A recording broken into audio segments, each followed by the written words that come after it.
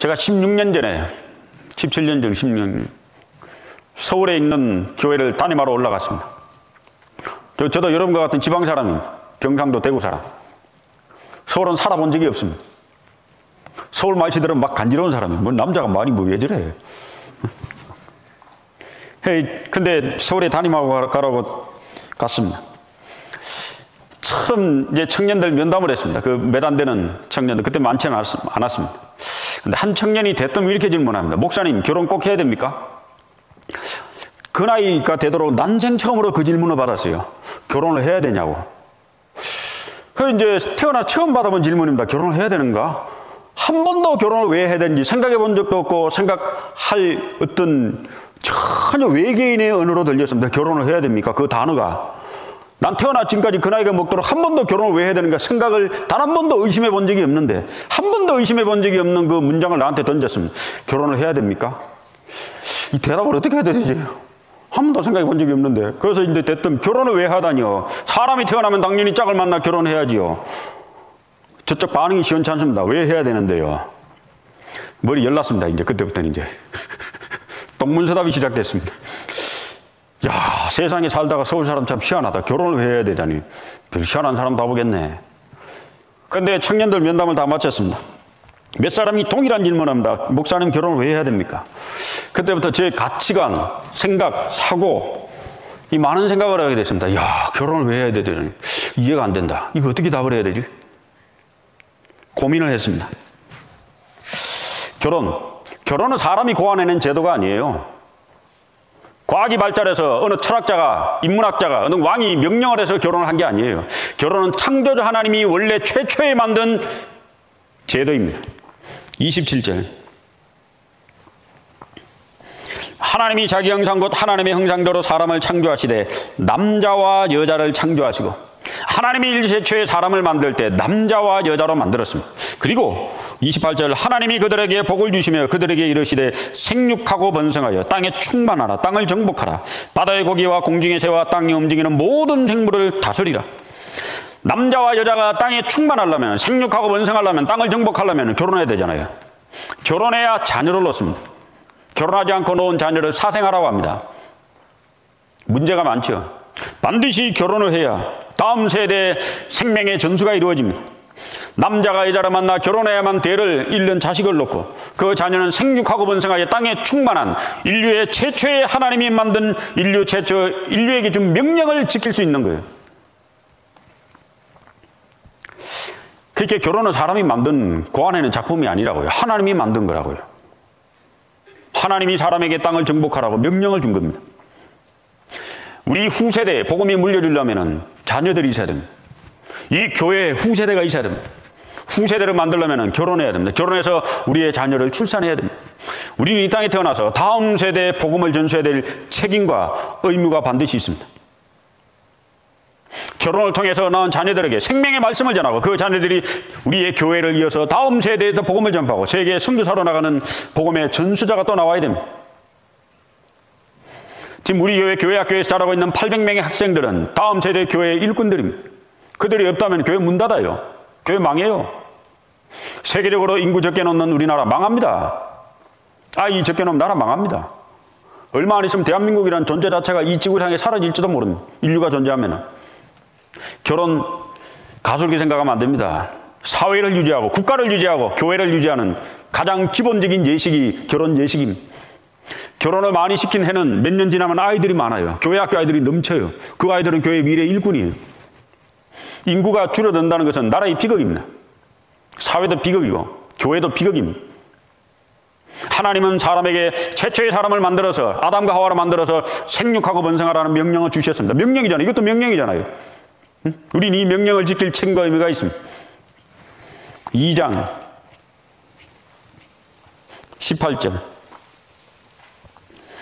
여호와 하나님이 가라사대 사람의 독채하는 것이 좋지 못하니 내가 그를 위하여 돕는 배필을 지으리라 하시니라.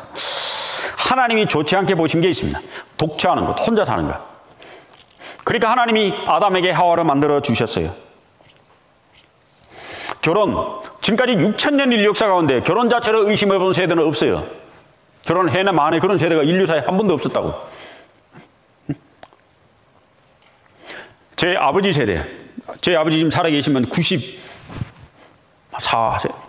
나 아버지 나이 잘 모르 돌아가신 지 오래돼가지고. 하여튼 90대 중반입니다. 아버지 나이에 결혼 안 한 사람은 찾아볼 수가 없죠. 그건 천년기념물도 그런 천년기념물이 없죠. 제 나이 때도 결혼 안 한 사람은 거의 없죠. 거의 다 결혼했죠. 근데 이 세대가 갈수록 인류 역사 6,000년의 역사 가운데 이 결혼하는 세대가 제일 많이 나오는 시대가 지금 이 세대입니다.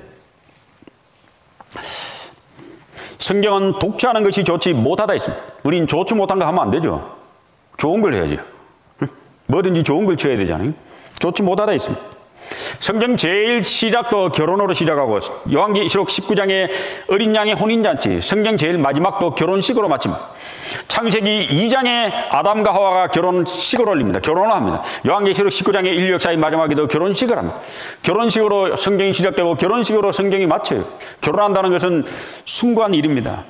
아름다운 일입니다. 가치 있는 일입니다. 그러니까 결혼식은 청첩장을 돌리고 1년 뒤 대사라고 해서 성대하게 치릅니다. 어느 민족, 어느 나라든지 결혼식은 성대하게 합니다. 아프리카 미개인이라고 결혼식을 허접하게 하는 게 아닙니다. 며칠씩 결혼합니다.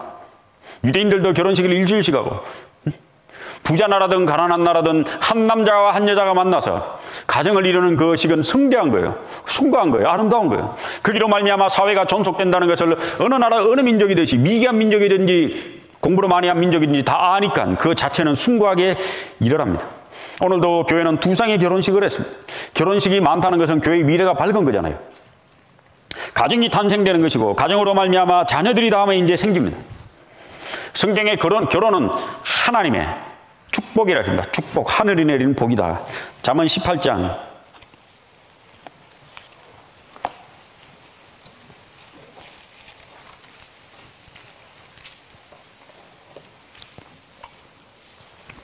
22절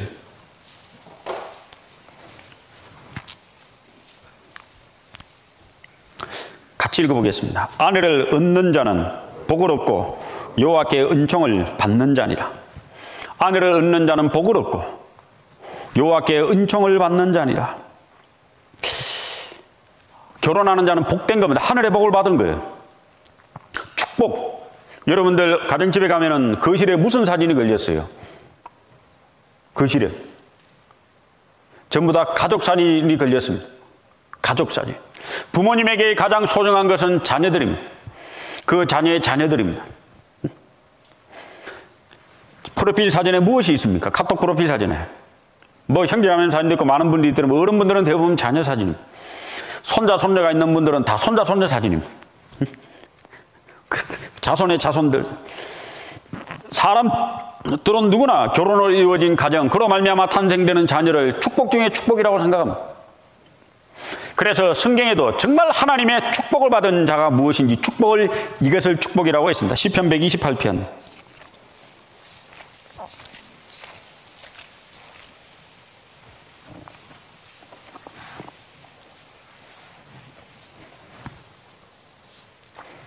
'여호와를 경외하며 그 도에 행하는 자마다 복이 있도다.' 이 하나님을 섬기고 그 도에 행하는 자가 복이 있다 했는데 그 복이 나옵니다. 3절 내 집 내실에 있는 내 아내는 결실한 포도나무 같으며 내 상에 둘린 자식은 어린 감람나무 같으리로다. 그 가정이잖아요. 가정의 축복이잖아요. 6절 같이 읽어보겠습니다. 내 자식의 자식을 볼지어다. 이스라엘에게 평강이 있을지로다. 하나님이 야곱에게 축복을 줬습니다. 네 자손이 이 땅에 편만할 것이다. 야곱은 12명의 아들을 낳았습니다. 얼마나 축복받았어요. 창세기 제일 끝에 보면 요셉의 축복이 나옵니다. 요셉은 애굽에 거하며 110세를 살았고 에브라임 자손 3대를 보았으며 요셉에게 준 축복이 뭡니까? 자손 3대를 봤다고 하거든요. 사람의 축복이 뭡니까? 자손들이 늘어나고 그 자손들이 대를 이어서 은혜 가운데 살 때 그 축복이라고 합니다. 결혼은 가정이라는 것이 탄생되는 축복이고 그로 말미암아 자손들이 탄생되는 축복입니다. 결혼은 또 하나의 비밀이라고 했습니다. 에베소서 5장에 보면은 그리스도와 교회, 예수님과 교회를 남편과 아내로 설명하면서 비밀이라고 했습니다. 그러니까 결혼해서 남편이 되고 결혼해서 아내가 되었을 때 성경이 비로소 엄청나게 깨달아지는 거예요. 왜냐하면 성경은 남편과 아내 사랑의 관계에서 나오는 거거든요. 그러니까 이 가정에 이 남편과 아내가 되었을 때 성경의 많은 부분이 깨달아지고 이해가 되기 때문에 결혼한 가정이 많이 나와야지 성경을 이해하는 사람이 많이 나옵니다. 그리고 마음 넓은 사람이 나옵니다. 성경에 혼자 있는 것은 좋지 못하다 있습니다. 전도서 4장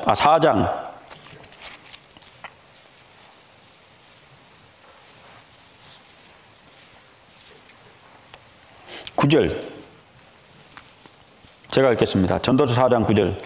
두 사람이 한 사람보다 나으면 저희가 수고함으로 좋은 상을 얻을 것입니다. 두 사람이 한 사람보다 낫다 했습니다.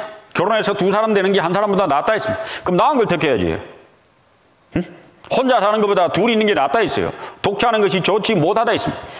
그래서 하나님이 짝을 만들어 주십니다. 12절. 한 사람이면 패하겠거나 패한다 했습니다. 두 사람이면 능히 당하나니. 신앙이 패하면 안 되잖아요. 신앙이 승리해야지. 결혼은 하나님이 일최초에 만든 죄저이고 독처하는 것이 좋지 못하다 있고 한 사람이면 패한다 있고 한 사람은 한 사람보다 두 사람이 낫다 했습니다. 결혼은 하나의 축복입니다. 그리고 결혼은 특히 자매님들에게 안식할 곳을 찾는 거예요. 성경 룻기 3장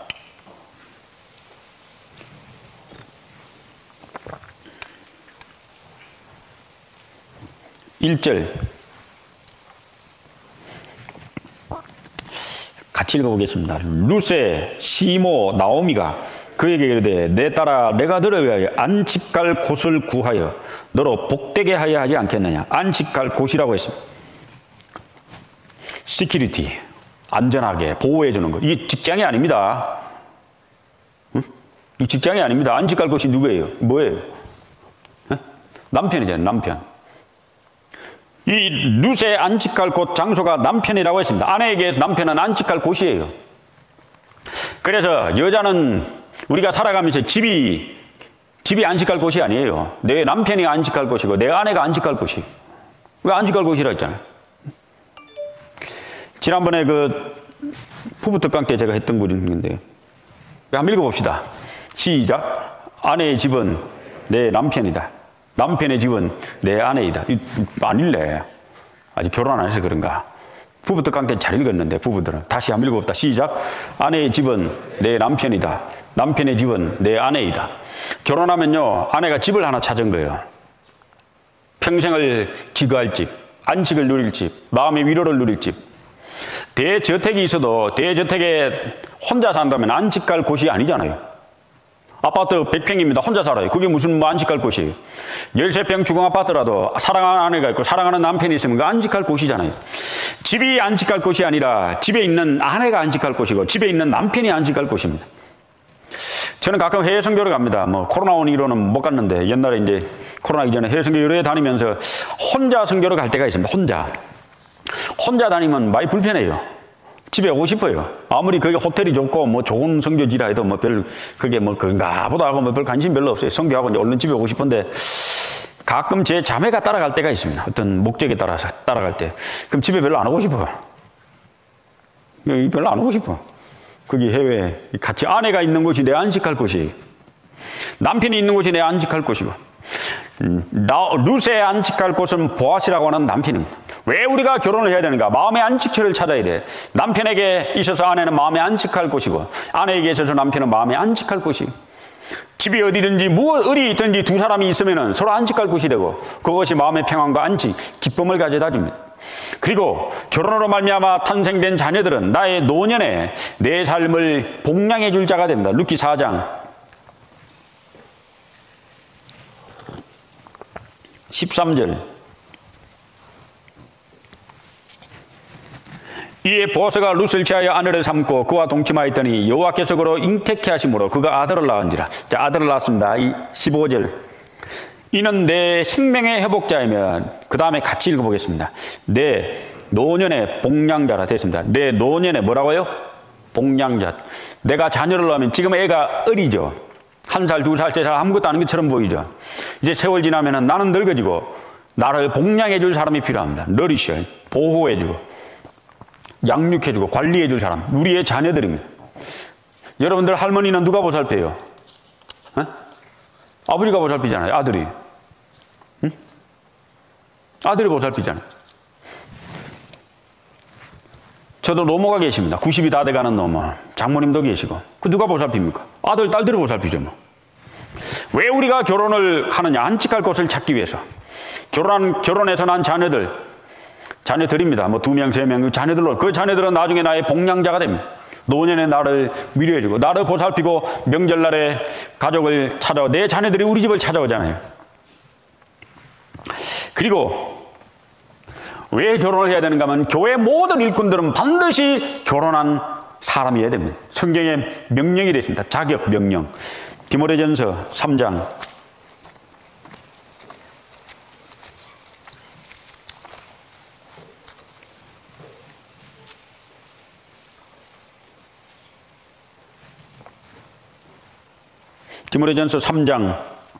1절. 미쁘다 이 말이여 사람이 감독의 직분을 얻으려 하면 감독, 목사입니다. 2절.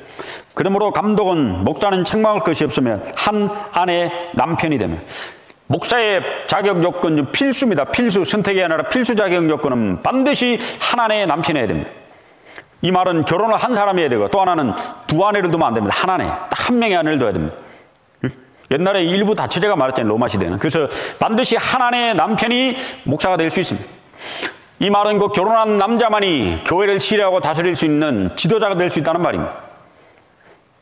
주를 위해 살 수 있는 조건도 주어집니다. 12절. 집사들은 한 아내의 남편이 되어 집사가 되는 조건, 남집사입니다. 남집사가 되는 조건도 반드시 한 아내의 남편이어야 됩니다. 결혼을 하지 않는 남자는 아무리 열심히 살아도 그는 집사가 될 수 없습니다. 왜냐하면 가정은 신앙의 훈련 장소이기 때문에 가정을 잘 돌보고 다스리는 그 최초의 훈련을 잘 통과한 사람이 교회도 잘 치리하고 다스릴 수 있습니다. 남편과 아내로서 만나서 한 가정을 다스리고 치리하다 보면은 거기에서 많은 신앙의 인격 훈련을 받습니다. 아내로부터 믿음을 얻지 못한 남편이 결코 다른 데 나가 믿음을 얻을 수가 없어요. 남편으로부터 믿음을 얻지 못한 아내가 결코 다른 데 나가서 믿음을 얻을 수가 없어요. 가정은 최소한의 정말 나라는 존재를 테스트할 수 있는, 나의 신앙을 훈련할 수 있는 정말 최소한 한 아내로부터는 존경을 받아야 되고 내 자녀로부터는 존경받는 부모가 되어야 됩니다. 그런 모든 신앙의 인격 훈련이 가정에서 이루어지기 때문에 반드시 교회 지도자, 장로, 집사, 목사는 반드시 하나님의 남편 된 결혼한 사람으로만 돼야 됩니다. 그래서 교회 일꾼 되고 싶습니까? 결혼하십시오. 그래서 하늘의 비밀을 더 많이 알아야 됩니다. 여기 결혼을 해야 하는가? 결혼은 인간 창조의 목적입니다. 결혼으로 말미암아 생육하고 번성하니까 하나님은 인류 최초의 아담과 하와에게 하신 명령입니다. 결혼은 하나님의 축복입니다. 결혼은 놀라운 비밀입니다. 결혼해서 가정을 꾸렸을 때 많은 비밀을 깨닫게 됩니다. 독차하는 것은 좋지 못하다고 분명히 성경은 명시하고 있습니다. 결혼은 안식갈 곳을 찾은 것입니다. 안식갈 곳.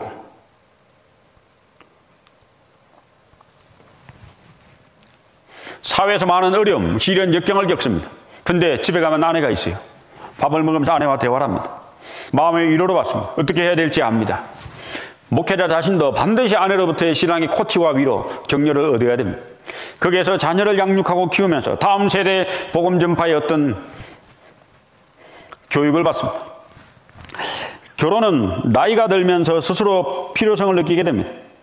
세상은 결혼 목적이 자신의 행복과 만족을 위해서 결혼합니다만 구원받은 그리스도인들은 하나님 나라의 영광과 복음 전수를 위해서 가정을 이루는 게 필요한 거예요.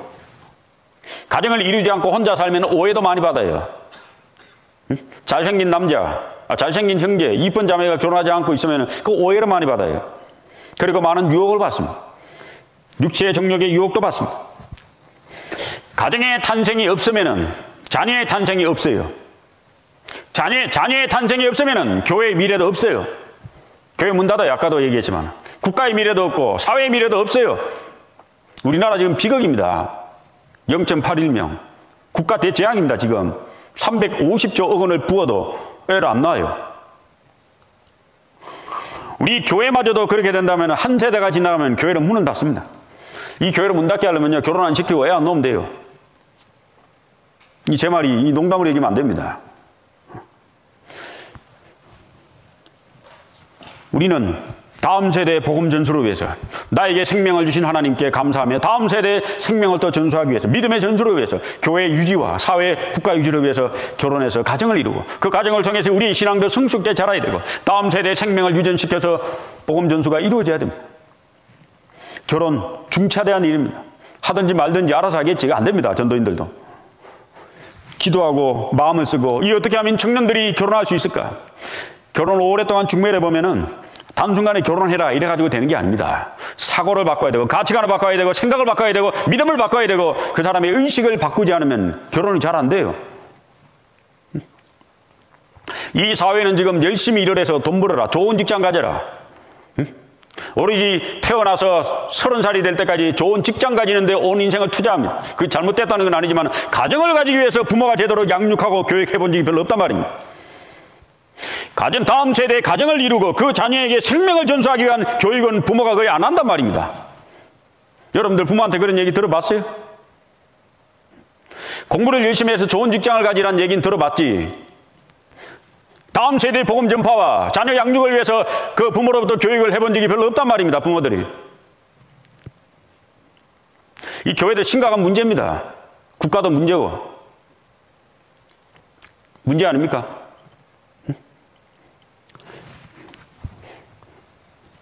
혼자 살아도 돼? 하나님이 특수한 몇 사람에게는 혼자 살아 신앙을 유지하고 삶을 살아갈 수도 했을 거예요. 왜냐하면 그게 있으니까. 사도 바울 같은 사람도 있으니까. 그러나 우리 대부분의 사람들은 결혼해서 자녀를 양육하고 키워야 됩니다. 그것이 교회에 생명을 주신 하나님의 은혜에 보답하는 또 하나의 길입니다. 그것이 나에게 은혜를 베푼 부모에게 보답하는 또 하나의 길입니다. 그렇지 않습니까? 가정을 가지고 내 인격도 훈련을 받아야 되고, 양육을 받아야 되고, 다음 세대의 생명 전수가 이루어져야 됩니다. 우리는 결혼을 왜 해야 돼? 저는 16년 전에 충격을 받았어요. 뭐 저런 걸 대답을 어떻게 해야 되지? 왜 저런 질문을 하는가? 그 이해가 안 됐습니다. 한 번도 생각해 본 적이 없는 걸 질문하니. 지금 청년들, 세상에 있는 청년들 결혼해야 되는가 물어보면 상당 부분이 할 필요 없다고 대답할 것 같습니다. 이기적이고 자기중심적이고 개인주의적입니다. 희생하기 싫고 헌신하기 싫고 다음 세대에 뭔가 하기 싫으니까 자기 혼자 뭐 잘 먹고 잘 살겠다고요? 그런 사람만 사회에 늘어난다면 이 사회 망합니다. 내가 생명을 얻은 것처럼 나에게도 생명을 주신 하나님께 감사하며 다음 세대에 생명을 전수시키고 희생하고 헌신하는 사고를 가지고 그 뭔가 사회에 보답하는 생각을 해야지. 그래야 되지 않겠어요? 우리 교회 청년들, 아직 이제 대학교 1학년도 있고 나이가 이제 많이 드는 청년도 있을 겁니다. 정말 내가 결혼해서 좋은 짝을 만나서 가정을 이루고 교회에도 그 가정의 은혜를 보답하고 다음 세대에 정말 생명에 정말 자녀를 낳아 양육함으로 다음 세대의 생명도 전수시키는, 정말 희생하고 헌신을 통해서 성경을 더 많이 배우는, 결혼이라는 것에 대해서 정말 당연히 해야 된다고 하는 당위성을 가지고 살았으면 좋겠습니다.